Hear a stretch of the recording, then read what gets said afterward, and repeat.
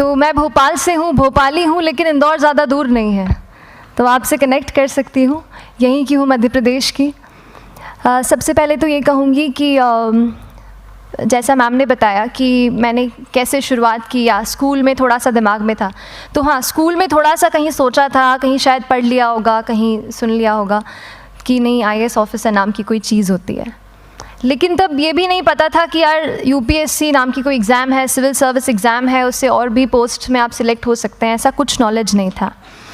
जब मैं अपने कॉलेज लेवल में आई, जब कॉलेज में एडमिशन लिया, मैंने भोपाल से ही प्राइवेट इंजीनियरिंग कॉलेज से केमिकल इंजीनियरिंग किया है, और उस दौरान मुझे जब मैंने सोचना शुरुआत की कि क्या बनना है, कंटेम्पलेट किया कि एग्जैक्टली क्या करियर चाहती हूँ, तो लगा कि यार कहीं जो पुरानी ड्रीम थी, एक जो सपना था, वो अभी उसको सामने लाना चाहिए। फिर इस बारे में और पढ़ा, और तब खान स्टडी ग्रुप भोपाल में सेंटर वहाँ पे जैसे शुरू हो गया था, तो मेरा जो फाउंडेशन कोर्स है मैंने वहाँ से किया। और इस एग्ज़ाम के बारे में जो चीज़ें मुझे 1-2 साल में समझ में आई हैं, वो कुछ चीज़ें मैं आपसे शेयर करना चाहती हूँ। सबसे पहली चीज़ जो पहले जय और रचना हम दोनों बोल चुके हैं कि कंसिस्टेंसी। आप अगर दिन में, कई बार हमसे सवाल पूछते हैं कि आप कितने घंटे पढ़ाई करते हैं, तो देखिए घंटे मैटर नहीं करते। कोई 17-18 घंटे हमें नहीं पढ़ना है, उतना हम पढ़ भी नहीं सकते। एक दिन पढ़ सकते हैं, दूसरे दिन नहीं पढ़ पाएंगे। 5 से 6 घंटे ही आपको देने हैं, उतने निकालने हैं। पर वो जो वक्त आप अपनी पढ़ाई को देते हो, वो कंसिस्टेंटली आपको रोज़ उतना ही अपने पढ़ाई को देना है। Consistency is the key, that is the first and the most important thing जो आपको ध्यान में रखनी है।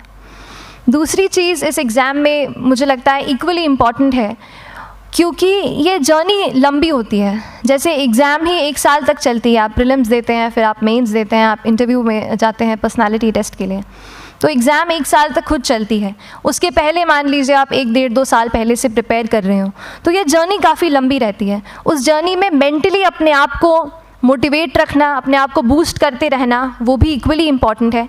और इसीलिए अपने आप पर भरोसा बेहद ज़रूरी है।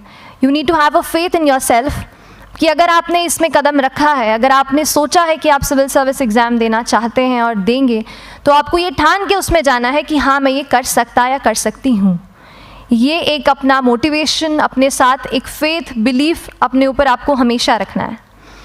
कमिंग टू प्रेपरेशन की कैसे तैयारी करनी है, बहुत सारी बातें आप सुन चुके हैं कि आंसर राइटिंग में कैसे करना होता है, आंसर राइटिंग का स्ट्रक्चर कैसा होना चाहिए। तो मैं शुरू में सबसे पहले ये कहूँगी कि मेरे प्रिपरेशन का बेस 2 चीज़ें रहीं। पहला था करंट अफेयर्स। करंट अफेयर्स इसलिए मैंने उसको उसी से शुरुआत की क्योंकि करंट अफेयर्स सबसे इंटरेस्टिंग पार्ट होता है। कई बार आपको हिस्ट्री कभी बोरिंग लगेगी, कई बार आपको लगेगा ज्योग्राफी इतना, कभी हर किसी के अपने अपने फेवरेट्स होते हैं। तो मुझे वो 2 सब्जेक्ट्स लगते थे कि यार इतना मन नहीं करता है, लेकिन न्यूज़पेपर्स और करंट अफेयर्स में जो भी नया चल रहा है वो मुझे हमेशा इंटरेस्टिंग लगता था। इंटरनेशनल रिलेशंस में क्या हो रहा है, क्या सोशल रियलिटीज़ हैं, कहाँ क्या हुआ, उसका क्या इम्पैक्ट पड़ेगा एडमिनिस्ट्रेशन पे और हमारी कंट्री पे, तो उसको आप अपना एक बेस बना सकते हो। आप करंट अफेयर्स बेस्ड प्रिपरेशन कर सकते हैं, इसलिए भी क्योंकि अगर आप मेंस एग्ज़ाम देखेंगे तो काफ़ी डायनामिज्म आ गया है, केवल प्रीलिम्स में नहीं बल्कि जनरल स्टडीज़ पेपर 2, पेपर 3 में भी आप देखेंगे कई सारे ऐसे सवाल हैं जो करंट इवेंट्स से इंस्पायर्ड होते हैं, उन पे बेस्ड रहते हैं। तो जब आप न्यूज़पेपर बेस्ड, करंट बेस्ड पढ़ाई करते हैं तो वो आपका प्रिपरेशन वहाँ से भी कवर हो सकता है।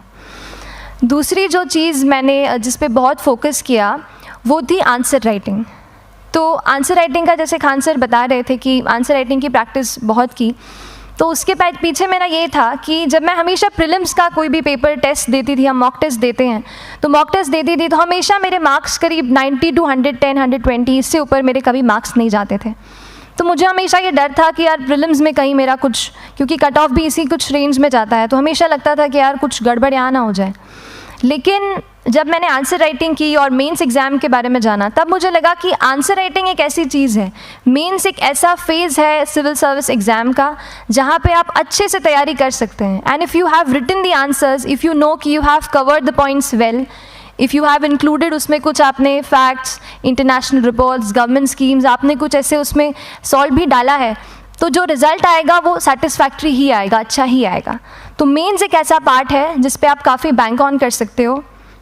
मैं जब पर्सनालिटी टेस्ट भी मैंने दिया तो इस बार भी आप नंबर्स देखेंगे तो आसपास की रैंक के हिसाब से मेरे नंबर्स उसमें कम हैं, लेकिन it is just the general studies and the answer writing part, जो मेंस के जो वो है मार्क्स हैं या मेंस का जो एक फैक्टर रहा, वो मेरे लिए सबसे ज़्यादा इंपॉर्टेंट डिसाइडिंग फैक्टर रहा है।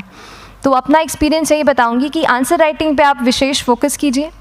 जैसा स्ट्रक्चर आपको बता ही चुके हैं कि इंट्रोडक्शन में कैसे आपको शॉर्ट रखना है, बॉडी एंड देन कंक्लूजन, उसमें छोटी चीज़ जैसे मैं अभी मेंशन कर रही थी, आप एक इंश्योर कीजिए कि देखिए जो भी एग्जामिनर आपकी कॉपी चेक कर रहे हैं वो दिन में 10, 15, 20 कॉपीज़ चेक कर रहे हैं, तो उन सब से आपको अलग कैसे आप अपनी कॉपी दिखा सकते हो, ये चीज़ आपका प्रेजेंटेशन और आप जिस तरीके से आंसर लिखते हो कंटेंट को, वो मैटर करेगा।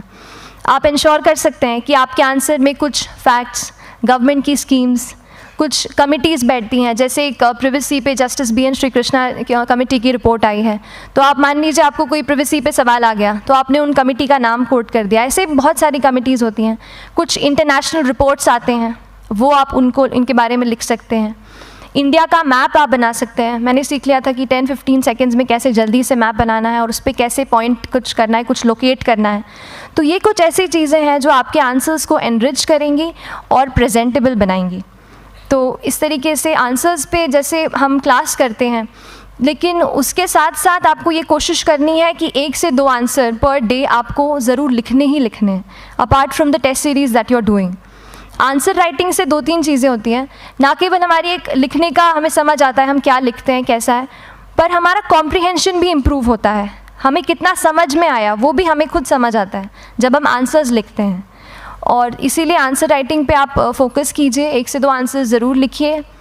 और आंसर राइटिंग के बाद the third pillar of my preparation जो काफ़ी इंपॉर्टेंट जिसने रोल प्ले किया, that was tests and test series and मॉक्स।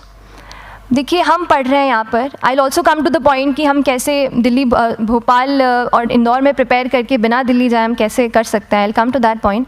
पर उसके पहले टेस्ट की थोड़ी बात कर लेती हूँ कि टेस्ट देना क्यों ज़रूरी है। हम ये जो एग्ज़ाम दे रहे हैं सिविल सर्विस की, ये एक ऑल इंडिया लेवल एग्ज़ाम है and this cut throat competition. तो उसके लिए आप केवल पढ़ते रहें, सारी बुक्स, मटेरियल्स, स्टैंडर्ड ये करंट का सब पढ़ लें, लेकिन अगर आप ये नहीं जज कर पाए कि आपका क्या लेवल है at an all India level, तो चीज़ें समझ में आप नहीं, मतलब आप आगे नहीं बढ़ पाएंगे या सही डायरेक्शन नहीं पकड़ पाएंगे। तो इसलिए आप टेस्ट से घबराइए मत। कई बार टेस्ट का इनर्शिया होता है, ऐसे लगता है कि जब तक पूरा सिलेबस कंप्लीट नहीं कर लूँ तब तक टेस्ट नहीं दूंगा, लेकिन सच में बात ये होती है कि जब तक हम GS के मतलब पेपर देने अंदर भी घुसते हैं ना, तब भी उस सेकंड पे लग रहा होता है कि कुछ छूट गया है हमारा। तो ये चीज़ होगी ही, इसीलिए ये मैं कभी मत सोचिए कि जब तक पूरा सिलेबस नहीं कर लूँ टेस्ट नहीं दूंगा। जैसे आपका एक थोड़ा बेस बन जाता है प्रिपरेशन का, आप टेस्ट दीजिए, चाहे वो प्रीलिम्स का MCQ का टेस्ट हो या मेंस का राइटिंग स्किल की प्रैक्टिस हो, टेस्ट पे आप फोकस कीजिए। उसके बाद टेस्ट केवल देने के लिए नहीं देना है, उसको एनालाइज भी अच्छे से करना है। When you get the answer hints, when you get the answer keys, analyse properly कि आपकी क्या गलती हुई है और उससे भी सीखने की कोशिश कीजिए कि क्या कुछ नया मुझे इस टेस्ट पेपर से या इस आंसर कॉपी से मिल सकता है। तो इस तरह से टेस्ट पे भी आप फोकस कीजिए। And I will come lastly to the point कि जब मैंने प्रिपरेशन शुरू की थी अपने कॉलेज के 2nd ईयर 3rd ईयर आते आते, तो मन में बहुत सारे फियर्स थे। मैं भी एक नॉर्मल फैमिली से हूँ, मेरे फैमिली में किसी ने आज तक सिविल सर्विस का पेपर भी नहीं लिखा था, तो मन में बहुत सारे फियर्स थे, डाउट्स थे, क्या होगा, कैसे होगा। तो हो सकता है आपके मन में भी ऐसा हो। और हम जैसे यहाँ रहते हैं, हम सोचते हैं कि दिल्ली जाना तो सबसे ज़रूरी है, उसके बिना तो ये एग्ज़ाम हो ही नहीं सकती। तो उस पर मैं एक चीज़ बताना चाहूँगी कि जैसे KSG जैसे इंस्टीट्यूट हैं, जो फैकल्टी भी हमें वही मिलती है जो दिल्ली में पढ़ा रहे हैं, तो ये एक बहुत पॉजिटिव पॉइंट है कि क्वालिटी का कोई दिक्कत नहीं आएगी। बस एक चीज़ है, आप ज्वाइन करते हैं class, that will only provide you a direction. वो आपका रास्ता दिखा सकते हैं आपको कि इस रास्ते पर आपको चलना है, लेकिन चलना उस रास्ते पे आपको खुद है। You have to work on your own. कभी ये मत सोचिए कि मैं वहाँ नहीं जा पा रहा हूँ तो नहीं हो सकता, यहाँ है, तो हम एक्सक्यूज़ेस बनाते हैं, कई बार चैलेंजेस आते हैं। तो मैंने कॉलेज के साथ प्रिपरेशन की, तो उसमें भी काफ़ी दिक्कत आती थी। कभी कभार कॉलेज की एग्ज़ाम होती थी तो इसमें मैं अपना उतना वक्त नहीं दे पाती थी। तो उस मोमेंट पे फिर प्लानिंग ने मुझे बहुत हेल्प किया कि हम किस तरीके से अपने कॉलेज के एग्ज़ाम के लिए प्लान कर लें। जैसे मैंने इंजीनियरिंग की है और मुझे पता है कि हम इंजीनियर्स 1 महीने से ज़्यादा पहले से पढ़ते नहीं हैं। पढ़ते हैं क्या? तो वो चीज़ आप ध्यान रख सकते हो, उसको अपना स्ट्रॉन्ग पॉइंट बना सकते हो। 1 से 1.5 महीना जब exam is approaching, I use to plan my entire syllabus का प्रिंट आउट निकाल के I use to make my notes, उस तरीके से उसको मैं उसको संभाल लेती थी।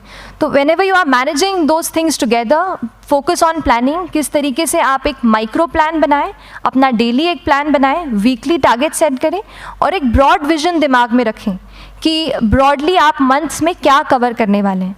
अगर आप प्लानिंग अच्छे से करते हैं तो ज़्यादातर पोर्शन आपका वहीं से कवर हो जाता है, और जब आप टारगेट्स बनाते हैं, उनको टिक करते हैं, तो एक सेंस ऑफ कंप्लीशन भी आपको मिलता है कि yes I am on the right path और मैं सही जा रहा हूँ या जा रही हूँ। तो इस तरीके से प्लानिंग पे भी इक्वली फोकस कीजिए। एंड बस यही सिंगल बिगेस्ट मैसेज मेरी तरफ से यही रहेगा कि आपने अगर ठान लिया है, अगर आप सोचते हैं कि आप एग्ज़ाम क्रैक कर सकते हैं, तो आपको रोकने वाला और कोई नहीं, आप खुद ही हो सकते हैं। तो खुद आप अपनी रुकावट कभी मत बनिए, एक्सक्यूज़ेस मत बनाइए। ऑब्स्टिकल ज़रूर आएंगे, उन्हें आपको चैलेंज करना है। Challenges are meant to be challenged. तो सही तरीके से अपने ऑब्स्टिकल्स को हैंडल कीजिए, और इस एग्ज़ाम में अगर आप सही स्ट्रैटेजी रखते हैं तो आप अपने एक अटैम्प्ट में ही इसको क्रैक कर सकते हैं। एंड एनीवेज आप जो भी अटैम्प्ट नेक्स्ट रखते हैं, दिल में यही रखिएगा कि जो ये मेरा नेक्स्ट अटैम्प्ट होने वाला है, ये मेरा बेस्ट अटैम्प्ट होने वाला है। कभी भी इस एग्ज़ाम को हाफ हार्टेडली मत दीजिए कि चलो दे के देखता हूँ कैसा है पैटर्न का एग्ज़ाम का। अगर एग्ज़ाम का पैटर्न देखना है ना, तो घर पे 3 घंटा टाइम लगा के एग्ज़ाम दे दो, बस केवल पैटर्न देखने के लिए एग्ज़ाम अटैम्प्ट मत कीजिए। जब आप एग्जामिनेशन हॉल में जा रहे हैं या कोई अटैम्प्ट आपने सेट किया है, तो अपना सब कुछ उस एग्ज़ाम को दीजिए, अपना टाइम, एनर्जी, फोकस, जितना भी करेक्ट आप उसमें पॉजिटिविटी डाल सकते हैं उसको दीजिए, एंड पूरी तैयारी के साथ ही इस पेपर को दीजिए, and I am sure that you will succeed. So till then, all the very best to you and good luck. Thank you so much.